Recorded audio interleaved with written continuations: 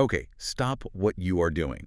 Seriously, we need to talk about the news. Hey, big news day. It is Friday, January 16th, 2026.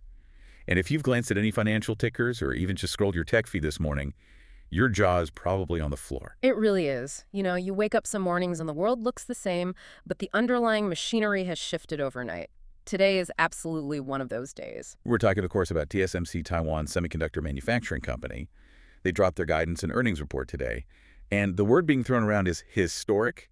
But I got to be honest, looking at the source material you brought in, historic feels lazy. It feels like an understatement. It does. Yeah. Usually when we analyze a company, even a massive one, we're talking about a player in the market. Maybe a dominant player, sure, but still just a player. What this report, and specifically the deep dive we're covering, suggests is that TSMC has graduated. Graduated to what? They're not just a factory anymore. In the context of 2026, they are effectively the creator. The creator. That's a pretty heavy title for a chip manufacturer. Think about it, though. If you're using AI, if you have a smartphone in your pocket, if you're driving a modern car, the physical reality of that experience hinges on one single company's ability to shrink a transistor. And today's numbers tell us they've done something no one else on Earth can do right now. Precisely. So our mission today is to unpack this specific report you found. It has a fantastic title, by the way. Nano Banana TSMC, AI Creator.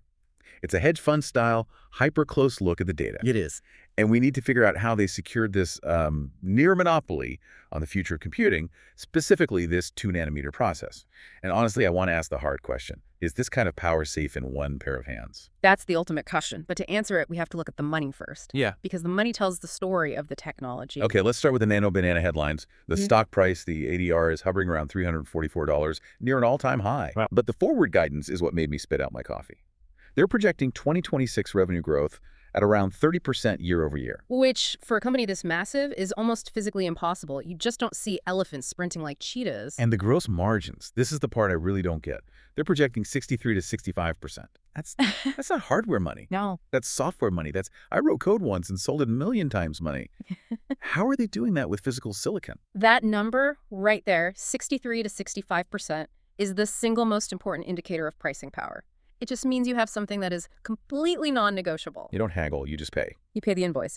But the number that really signals the future, the one that should scare the competition, is the CapEx, the capital expenditure. It's spending money. For 2026, they're setting their CapEx at a record-breaking $520 to $560 billion US dollars. Wait, pause. Did you say $500 billion? Yes. To put that in perspective, that's roughly the GDP of a mid-sized European country. Poured entirely into infrastructure, for one thing. One specific thing. And that one thing is the 2-nanometer process, or N2. Correct. N2. This is where the war is being won. Okay, we hear these numbers every couple of years. 5-nanometer, 3-nanometer, now 2-nanometer. It can start to sound like marketing noise. Is 2-nanometer actually a leap? Or is it just a slightly better chip they're slapping a new sticker on? No, this is not marketing. This is physics. This is a fundamental change in architecture. For the first time, TSMC is moving to something called GAA, or Gate-all-around. Gate-all-around. Exactly. Sounds like a fence. Help us visualize this. Okay, imagine a garden hose. Water is flowing through it. That's your electricity. Got it. To stop the water, you need to pinch the hose. In the old chips, the ones in your pocket right now, the control gate only pinched the hose on 3 sides. It sort of sat on top and draped over. Okay, so the bottom of the hose is unpinched. There's still a gap. Exactly. And because it wasn't fully pinched, some water, some electricity leaks through even when it's supposed to be off. And leakage means wasted power. Heat. Leakage means heat and wasted battery. With gate-all-around, the gate wraps completely around the channel. It's a 360-degree pinch. You have perfect control. And the result? The result, according to the specs in the report, is 30% better power efficiency and 1.2 times the logic density compared to 3-nanometer. So my battery lasts longer, and the chip is significantly smarter. Much smarter. But here's the catch. Building these structures at the size of a strand of DNA is incredibly difficult. And this leads us to the real aha moment of the report, the yield gap. This was the part of the deep dive that really clarified the monopoly for me. So break down yield for someone who doesn't run a foundry. Yield is simply the percentage of chips on a silicon wafer that actually work. It's like baking cookies on a massive sheet. If you burn half the cookies, you still paid for all the dough and the oven time, but you can only sell half the batch. So low yield just burns money. It basically doubles your cost per cookie. It incinerates money. Now, the report compares TSMC's yield on these cutting-edge 2-nanometer chips to their competitors. TSMC is sitting at roughly 65% yield. 65%. Okay. I mean, for a brand new bleeding edge process that involves manipulating atoms, It's miraculous. Now look at Samsung. They're arguably the closest rival. The report estimates they're at about 35%. Ouch. So for every wafer, Samsung throws away almost two-thirds of the product. Basically, they are still climbing that learning curve. But No. then you look at Intel, The American giant. their 18A process, the report estimates their yield is around 25%. 25%. And here's the kicker. That's mostly for internal use. They are struggling to even get it qualified for mass production for outside customers. So let's role play this. If I'm Tim Cook at Apple or Jensen Huang at NVIDIA, and I need 10 million chips for the iPhone 18, I literally cannot go to Intel or Samsung. You can't. It's not just that I prefer TSMC, the math doesn't work anywhere else. You can't run a global hardware business on 25% yield. Precisely. The cost would be astronomical, and you wouldn't get the volume. TSMC is the only viable option, Which explains why they can charge whatever they want. and why the margins are 65%. Okay, so everyone has to go to TSMC, but the factory isn't infinite. There has to be a line. Who's at the front? The report has this fascinating simulation data for 2026 and 2027. This is the customer ecosystem. It's essentially a list of the royal court of tech, and the king at the head of the table, well, it's Apple. It's always Apple. It is. They're projected to take about 55% of the initial 2mm capacity. 55%. This is for the iPhone 18 and 19, and the M5 and M6 chips for the Max.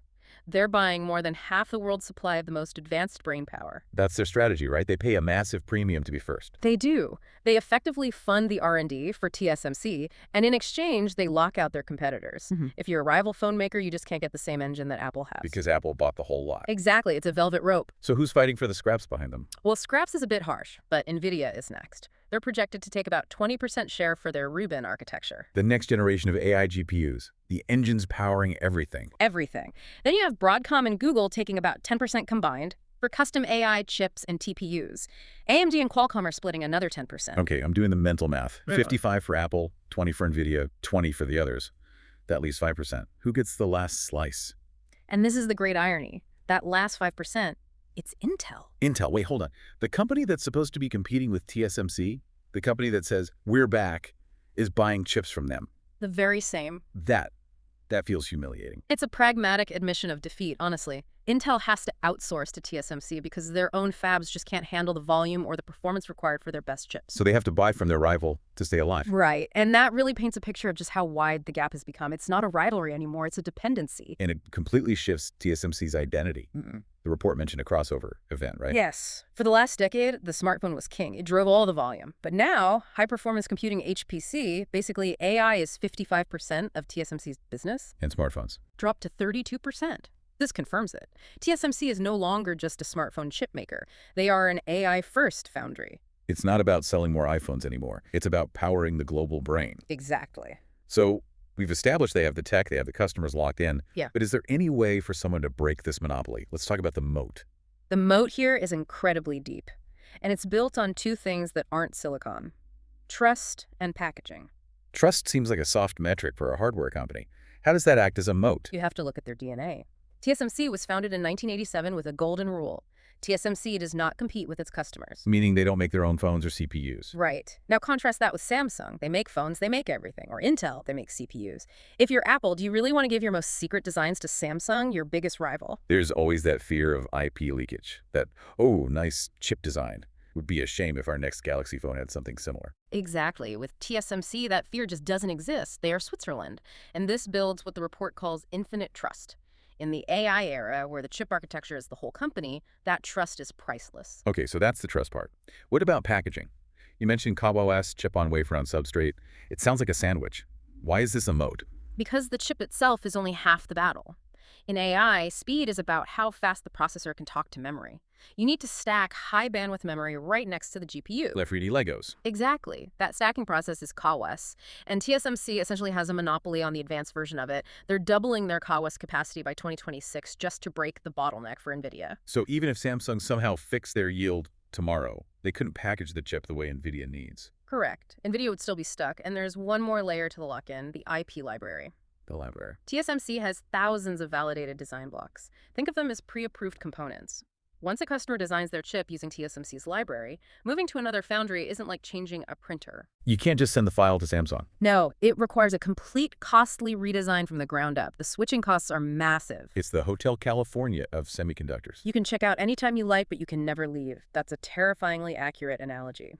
So let's zoom out. We're talking about a Taiwanese company, and geopolitics is always the elephant in the room. But this report highlights they're becoming a truly global entity. They are. The fab strategy is moving beyond Taiwan, and the financials on these overseas plants are actually surprising. I remember hearing for years that the Arizona plant was a disaster, a money pit. That was the narrative. But this report projects that the Arizona fabs will actually turn a profit in 2026, about $210 million.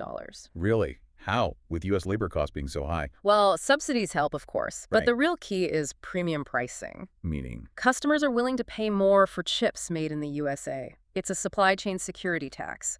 If you're a U.S. defense contractor, paying an extra 10% or 15% to know your chips aren't crossing a geopolitical fault line. That's cheap insurance. It is. So the inefficiency of U.S. manufacturing is being covered by the paranoia of U.S. customers. And what about Japan? I saw Kumamoto mentioned. Kumamoto is the star pupil. The profitability there is high operating margins in the 20% range, driven by intense demand from Sony and Toyota. So they are successfully diversifying. But let's be real. The best stuff, the 2-nanometer, the secret sauce, that stays in Taiwan, right? Oh, absolutely. The core R&D and the absolute bleeding edge always stay at home. But this global footprint helps mitigate some of the anxiety. Speaking of money trickling down, Yeah. a boom this big doesn't just stop at TSMC. The report mentions some downstream effects. Right. When you change a manufacturing process this drastically, you need new tools, new parts. The report specifically mentions a company called CMTX. DMTX. They make exclusive silicon parts that are resistant to the harsh chemicals used in 2-nanometer etching. If TSMC makes more 2-nanometer chips, CMTX sells more parts. It's a direct correlation. And I saw something about optics. Green optics. Right. When you're dealing with features that are 2 nanometers wide, that's literally atomic scale, you need incredibly precise inspection tools. Green optics makes those lenses. It's the classic selling shovels in a gold rush. Exactly. Or, in this case, selling high-precision lenses in a silicon rush. So is there anything that can stop this train? The report is glowing, but there must be risks. It does list risks. The biggest one is still geopolitics. Diversification helps, but if something happens in the Taiwan Strait, the global economy just stops. Period. The existential risk. Then there's the U.S. election. Changes in administration could affect subsidy policies. If the CHIP PS Act money dries up, those Arizona profits might turn back into losses very quickly. Makes sense. Politics moves faster than fab construction. And finally, there is just the sheer financial burden, that $500 billion capex. If the AI bubble were to burst, or if demand were to suddenly drop, TSMC is left holding a very, very expensive bag. But looking at that customer list, Apple, NVIDIA, Google, doesn't look like demand is dropping anytime soon. No, the simulation data suggests the opposite. We're in a structural growth phase. The world needs more compute, not less. So let's try to bring this all together. What's the synthesis here? If I'm a listener, what is the one thing I need to take away from this deep dive? The synthesis is that TSMC has successfully completed a metamorphosis. They're no longer just a manufacturer. They have become the backbone of the global AI economy. The backbone. Yes. And the success of this 2-nanometer process will likely determine the hierarchy of the entire tech world for the next 5 years. That yield gap, 65% for TSMC versus 25% for Intel, is the defining metric of the industry right now. It's incredible. The entire global digital economy rests on the yield rate of one company's factory. It's precarious, but it's also a testament to their execution. They didn't get here by accident. They out-engineered the entire world. So I guess that leaves us with a final provocative thought, and it goes back to that Intel figure we discussed, that 5% share. Yeah, that really stuck with me. Intel defined Silicon Valley. They defined the PC era. If a former giant like that is now relying on its main competitor for its most advanced needs, have we officially entered a true monopoly era for silicon? That is a heavy question. It is. It raises a real concern about innovation. If there's only one viable option for the world's best chips, what happens to competition? Does innovation speed up because TSMC is so efficient? Or does it eventually slow down because there's no one pushing them from behind? If everyone is driving a car with a TSMC engine, does it even matter what badge is on the hood? Exactly. We might be moving into a world where the brand on your phone matters less than the foundry that stamped the silicon inside it. A world powered by the nano banana. A world powered by the nano banana. Well, on that note, we're going to wrap up this deep dive. It is a fascinating look at the plumbing of the future. TSMC is calling the shots. And the rest of the tech world is just living in their ecosystem. Thanks for listening, everyone. We'll catch you on the next deep dive. Goodbye.